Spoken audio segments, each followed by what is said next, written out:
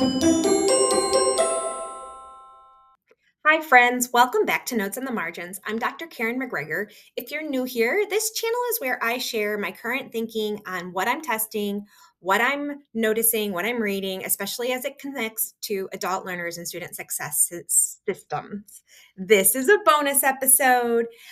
This is kind of a closeout to the presentations that I did at the National Organization of Student Success and South by Southwest EDU.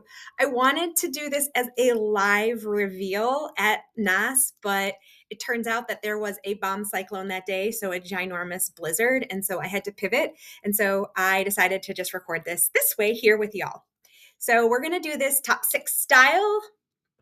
Before we jump into the countdown, let me give you a little bit of context. This reveal is based on a survey where I had 145 higher education people weigh in across different sectors, majority from campus-based universities, then community colleges, then online institutions, and then PK to 12. So this is coming from a majority education, a handful of nonprofits, but the question that I asked everybody is, what is the earliest observable sign that a student may be experiencing a basic needs disruption? All right, coming in at number 6 is financial or administrative flags, and this was 4% of our respondents. These would be things like financial aid delays, registration holds, payment issues, and this is actually what I thought was interesting about this. So, my fun fact is that since only 4% of respondents said this was the first signal, this means that early warning signs aren't necessarily coming from dashboards, they're coming from people. And so, by the time that a hold might be placed, there might have been something else that you could have noticed sooner with the student. Coming in at number 5 was appearance and or physical changes, and this was 7% of our responses. This could be fatigue, hygiene shifts, visible hunger. This insight came most frequently from PK to 12 and campus-based colleges and universities, places where educational educators physically see students daily.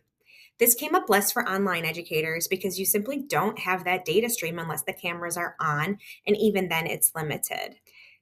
Coming in at number 4 was missing assignments or late work, and this is 13% of our responses.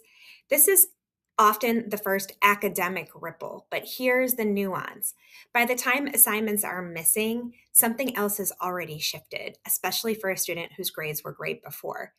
This is rarely the beginning of the story, it's usually the middle. So, thinking about how we can get these insights sooner is always going to benefit our students. Coming in at number 3 is behavioral or mood based changes. So, this could be withdrawal, irritability, quietness, a shift in tone. This is relational data. When you combine this with attendance and disclosure, something powerful emerges. 76% of the top 3 responses were behavioral or conversational, not structural. We detect this work through human interaction, so it's very important to pay attention to the students that we serve.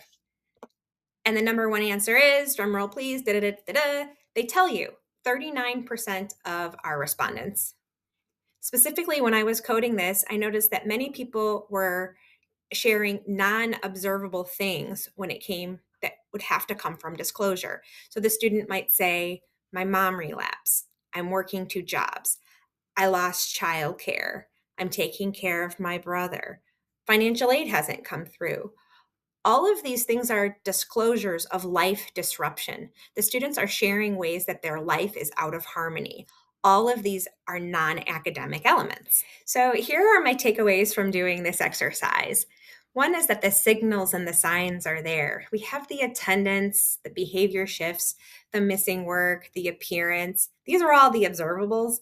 And then they kind of hold in contention with the we notice and they tell us. And I feel like one of the big things inside of this is psychological safety. Students may always be signaling. The question is, are we a safe enough place for them to be able to finish their sentence? And when we see an early shift, we're paying attention and we observe it, the attendance, the tone, the participation. Do we dip our toe into the conversation? I really hope we're doing all of this before we see things on a dashboard. the sooner we're able to intervene with students and get them into our systems of care, their chances of success improve.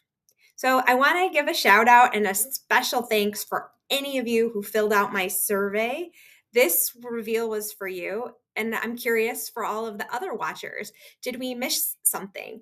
Is there another early sign you see in your context? Join the conversation below, because culture change doesn't happen in a keynote moment. It happens with small, consistent human interactions. So I hope that you are all building towards that, and I really appreciate you watching this video. I will see you in other Notes on the Margins, and have a great day.